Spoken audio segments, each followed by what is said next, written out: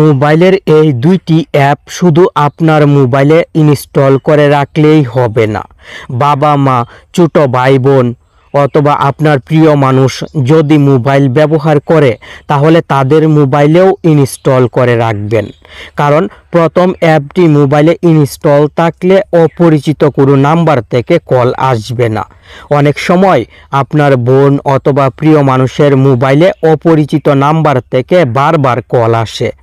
অ্যাপটি সেট থাকলে এই সমস্যায় আর পড়তে হবে না। অপরিচিত নাম্বার থেকে কল আসবে না, শুধু সেভ নাম্বারগুলো থেকে কল আসবে। যে মোবাইলে অ্যাপটি সেট থাকবে সেই মোবাইল থেকে কিন্তু সব নাম্বারে কল দেওয়া যাবে। আর দ্বিতীয় অ্যাপটি কিন্তু আরও বেশি দরকারি। প্রথম অ্যাপটি ইনস্টল করার জন্য প্লে স্টোর ওপেন করে কলস ব্ল্যাক লিস্টে লিখে সার্চ করবেন। এই অ্যাপটি চলে আসবে। অ্যাপটি ইনস্টল করে ওপেন করে কন্টিনিউয়ে ক্লিক করে অ্যাপটি সিলেক্ট করে স্ট্যাটাস ডিফল্টে ক্লিক করে অ্যালাউ দিবেন।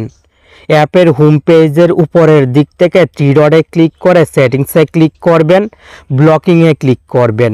প্রাইভেট নাম্বারস এবং আননাউন নাম্বারস এই দুইটি বক্সে টিক মার্ক দিবেন। এই দুইটি বক্সে টিক মার্ক দিয়ে ব্যাকে চলে আসবেন। অ্যাপটি মোবাইলে সেট হয়েছে। এইভাবে এই অ্যাপটি যে মোবাইলে সেট করে রাখবেন সেই মোবাইলের সিমে অপরিচিত কোনো নাম্বার থেকে কল আসবে না।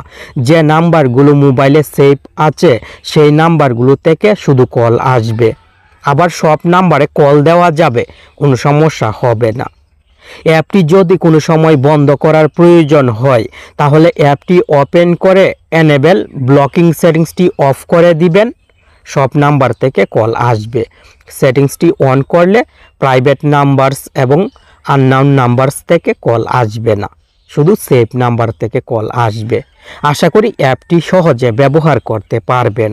দ্বিতীয় অ্যাপটি আরও বেশি গুরুত্বপূর্ণ বলেছি কারণ এই অ্যাপটি যে মোবাইলে ইনস্টল করা থাকবে সেই মোবাইলে আজে বাজে উল্টাপাল্টা ফটো ভিডিও আসবে না।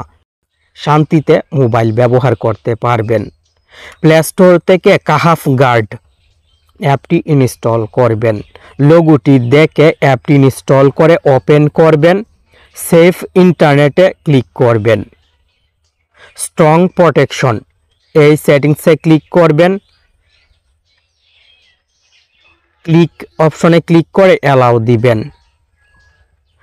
কপি ডিএনএস অপশনে ক্লিক করবেন। ডিএনএস কপি করে নেবেন। ব্যাকে চলে আসবেন।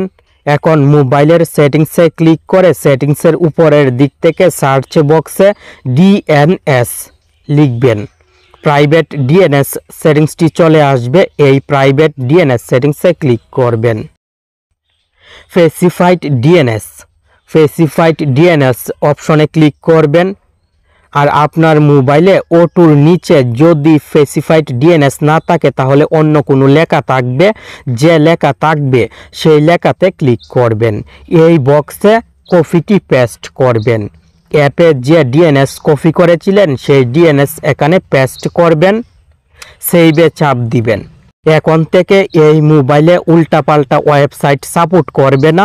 আজে বাজে ফটো ভিডিও মোবাইলে সাপোর্টই করবে না। শান্তিতে মোবাইল ব্যবহার করতে পারবেন। যদি কোনো ওয়েবসাইটে ঢুকতে সমস্যা হয় তাহলে আবার সেটিংস থেকে ডিএনএস পরিবর্তন করে O2 দিয়ে রাখবেন। O2 ডিএনএস সিলেক্ট থাকলে সব ওয়েবসাইটে প্রবেশ করতে পারবেন। আবার স্পেসিফাইড ডিএনএস যেহেতু সেট করে রেখেছেন শুধু সিলেক্ট করলেই হবে। আশা করি এই অ্যাপটিও আপনি ব্যবহার করতে পারবেন। এই দুইটি অ্যাপ থেকে কোন অ্যাপটির কাজ আপনার কাছে সবচেয়ে বেশি ভালো লেগেছে অবশ্যই কমেন্ট করে জানাবেন।